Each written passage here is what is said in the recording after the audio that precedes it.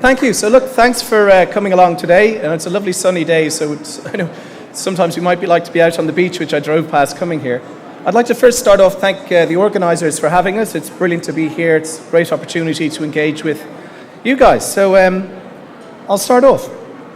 So just a bit about me, as I think I've been introduced, I'm working with Dublin Coding School. I did an MBA in Imperial College and studied artificial intelligence at MIT and digital marketing at Oxford. But enough about me. Who are Dublin Coding Schools? So we're a tech education provider for adults who are looking to change their careers and move into technology, specifically the tech roles in technology. I'll talk a bit more about us a bit later, but I'll move on with the subject of the presentation. Just to say, we have schools across Europe, so we're in these countries here, Prague as well, Dublin, Riga. We have over 7,000 graduates. So, the idea behind this presentation is, where do you begin if you want to start a career in tech? And I know that we get called all the time in the school with people saying, look, I want to work in IT, I want to work in tech. How do I get started? What are the roles? So what I'm going to outline in this presentation is maybe some of the different roles that are in tech companies, what those roles actually do, so you get a better idea of which way you might like to go. Now, when people call up and say, look, I want to work in IT, I always say, well, that's a bit like saying, I want to play sport. You have to kind of narrow it down. Which sport do I actually want to play? And of course, different types are, maybe different people are better at different types of sports. So you want to figure out which area of technology is best for you. So I'm just going to go through some here. And obviously different personality types are suited to different roles. Some people are more drawn to creative roles. Some people are analytical and like working with numbers. So it really also depends what type of person you are, which area you might be more drawn to. And we always say this because someone might call up the school and say, well, which role will I earn the most money at? Or which one is the easiest to get a job? And I always say, well, it's actually the one that you're more motivated to do, because it's not just about doing a course. You have to think, I'm going to be doing this for the next 10 to 20 years. Am I motivated to do it every day? If you are, you'll be successful. So let's start off and have a look at what some of these roles are. And we'll start by looking at how are technology companies organized, or the tech parts of these companies. So obviously there's sales, marketing, customer success. I'm not going to talk about those roles in this presentation, but they're obviously there as well to apply for. One of the entry-level roles or a way in is IT or customer support.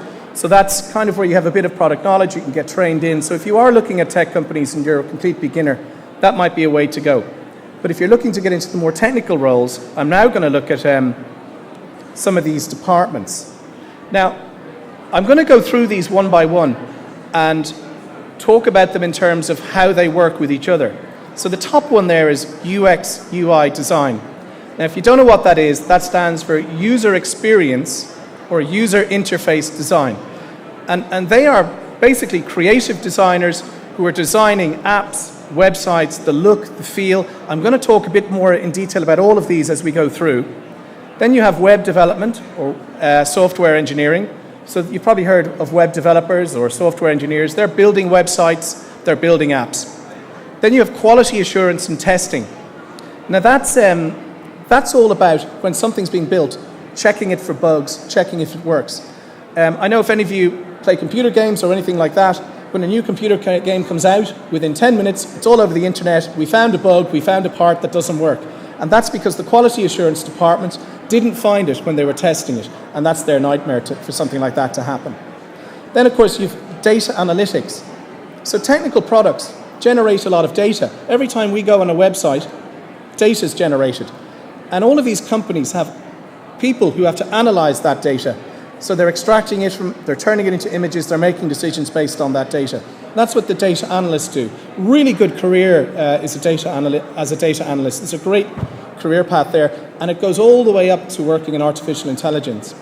And then, of course, you have cybersecurity. So all of these companies need to protect their data, their assets, all of that kind of stuff. Your credit card details on a shopping site need to be protected, so there's cybersecurity departments. So I'm going to go through these now and show you how they interact with each other and what the roles are like. Just a quick analogy. So if you look at all of the cranes out here and construction workers, so how do these roles relate if they were in a construction or building terms? So the UX UI designers would be like architects. They're drawing up the plans to the building. They then hand that over to the web developers, who are the builders. They have to actually then build it. And then the data analysts might be the quantity surveyors, what are the numbers behind all of this? And then the cybersecurity guys are the security guards. And the software testers would be the structural engineers, checking if it's actually going to stand up and if it's all right. So it's not, you don't need to get intimidated by what these roles are. That's really kind of, in construction terms, what they are. I'm going to go through some more examples now.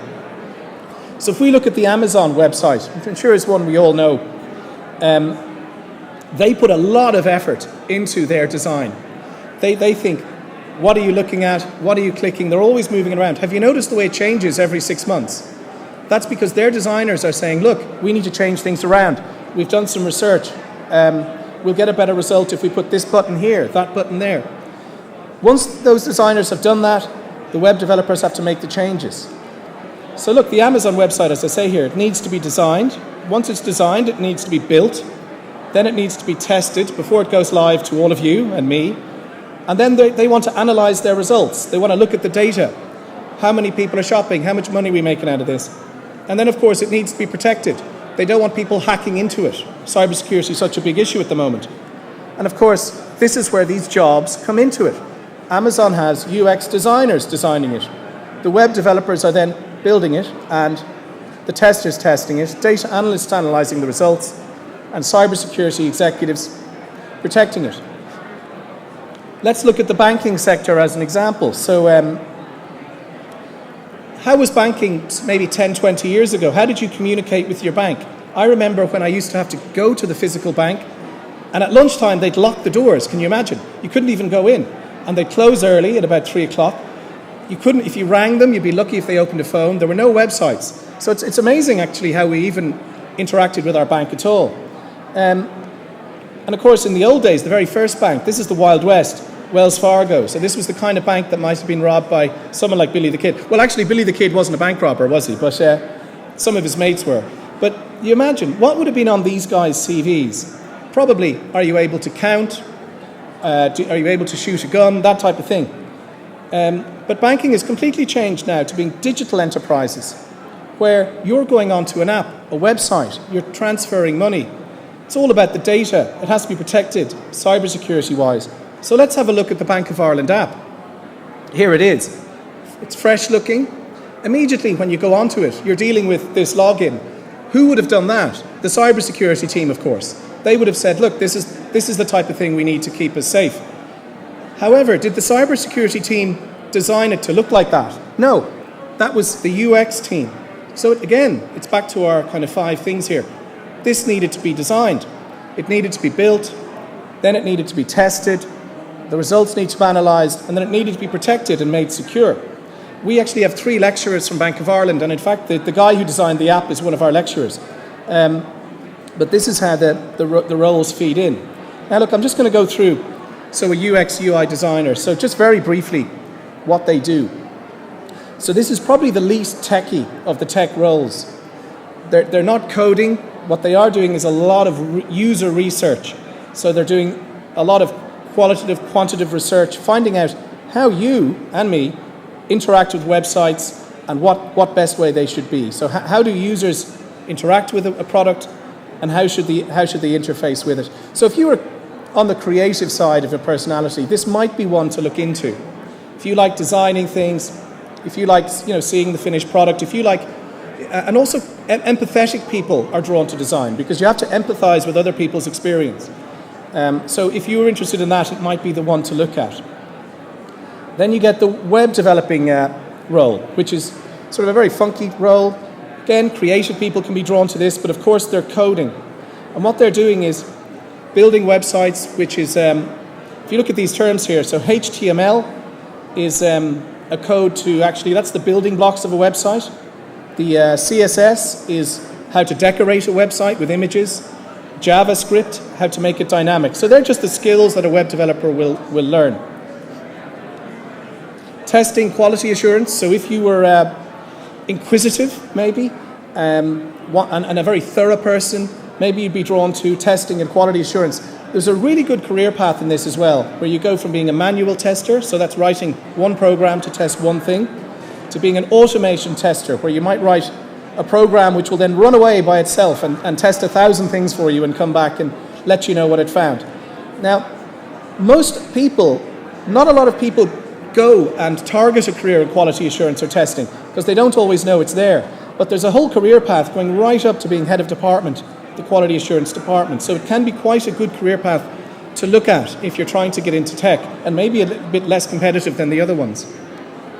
Then data analytics. So this one, all about extracting data from databases, turning that data into images, and solving business problems with data. And they use SQL is one of the major things they use, just a program for extracting data. One of our lecturers from Bank of Ireland was actually saying, so one of the projects they had to do is find out what was the best performing ATM machine in Ireland. So you can imagine, they then had to try and extract all of the data from all of the banks around Ireland, all of the different ATMs. What they were trying to do is find out where should they be putting the most cash to replenish ATMs, but they had to use some sort of program to pull all the data, because they weren't going to go around physically to all these ATMs. They needed to write a program to pull the data, put it in one place, turn it into a picture, and look at it. And that's what data analysts do in a basic sense. So if you like solving problems, if you're inquisitive, if you like seeing correlations in data, then maybe that's a role for you. And this is a really lucrative area. There's more advertisements for jobs now in data analytics than there are people who can do it. I'll get to that in a moment. So it is another good area.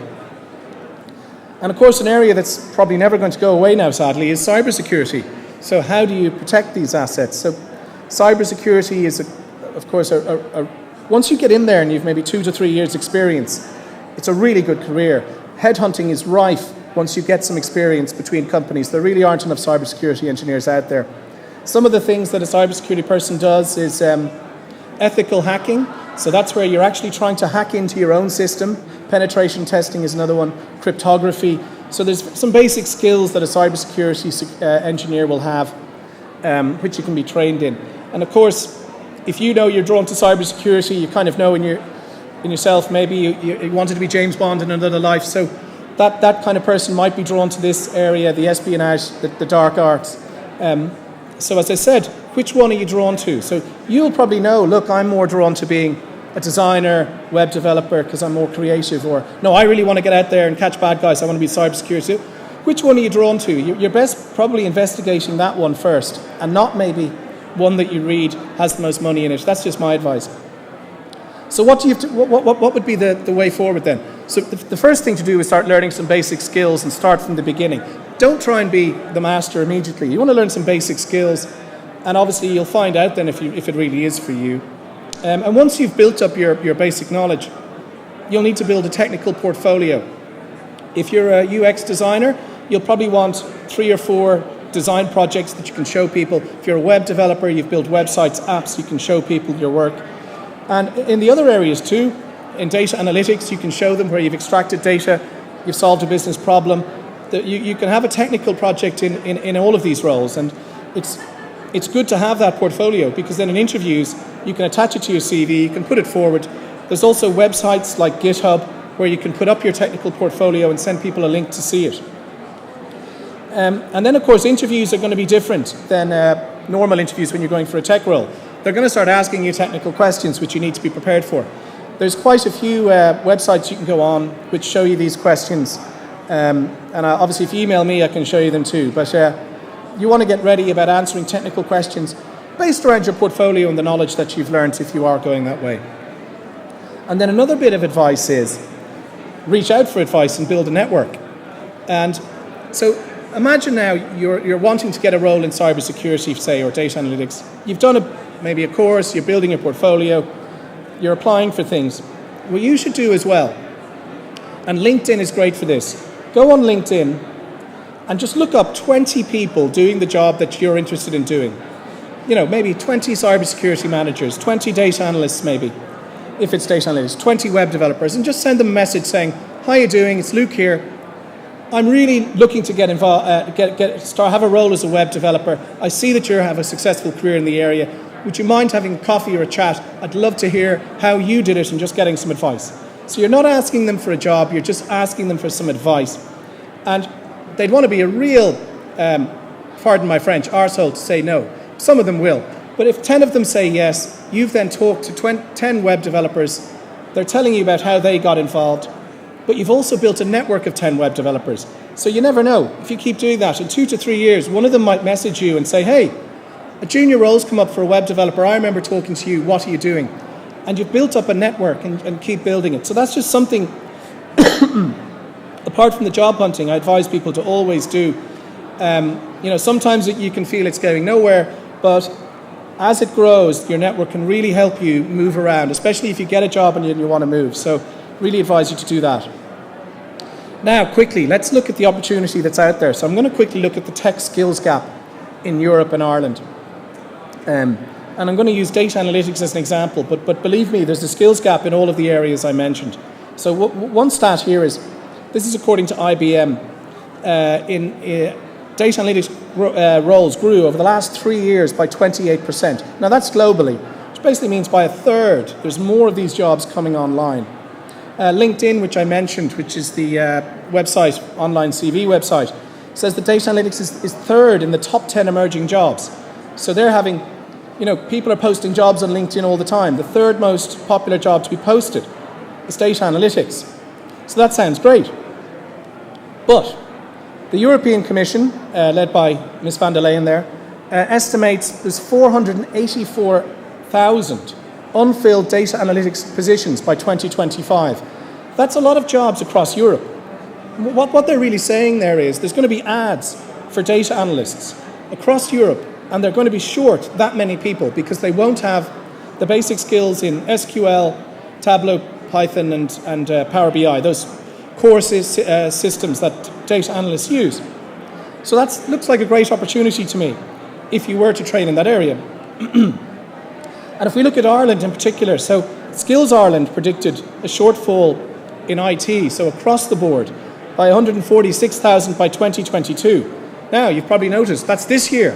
So we'll have to look into that, but that was a prediction they made last year. So we need to see, was it true? Obviously, it's very early in the year, so we have to maybe look at this after the summer to see if that was true. But also, Enterprise Ireland is saying there's 8,000 tech jobs coming on stream annually. I think it's much more than that. I mean, at Dublin Coding School, we track this month by month, and you see companies opening up here. Brexit accelerated it, of course. Ireland's a destination of choice for tech companies to come. So there are jobs coming online in all of these areas. Of course, what's causing this skills gap? One thing is that if you look at this, it looks like a piece of DNA if anyone watches Murder Mysteries, but it's not DNA. It's that's actually 2 lines. So on the bottom might be time going along. And if you look at technology, that's technology innovation is the blue line. So things being invented, like artificial intelligence or whatever it might be. And if education isn't keeping at the same pace as technology, it means that people can't use the technology in a work environment as well. So whenever technology races ahead too far, you end up with this skills gap, and people need to be trained. So at the moment, as we've said, companies are racing ahead implementing data analytics. They're all going online, but they don't have enough staff to use these systems. And what's the solution? Well, of course, I'd be a fool if I didn't mention ourselves as a solution, but I think technology and education is, and I'd put forward Dublin Coding School as part of the solution, hopefully. So just a bit about us. We're short and intensive courses. We're practical, hands-on, very focused on the jobs market. So we'll only put on a course if we see jobs being advertised in that area. Another thing to say is we're live and interactive. So it's not pre-recorded. We don't just give people a login to go in and watch videos like some other places might.